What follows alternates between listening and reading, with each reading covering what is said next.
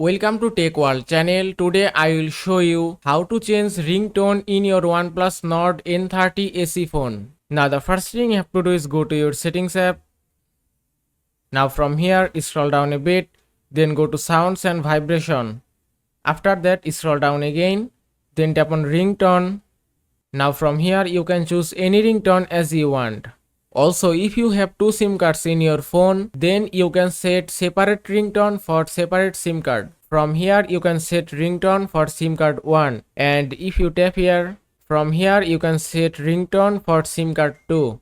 Also, if you want to add more ringtone, then just tap on this device.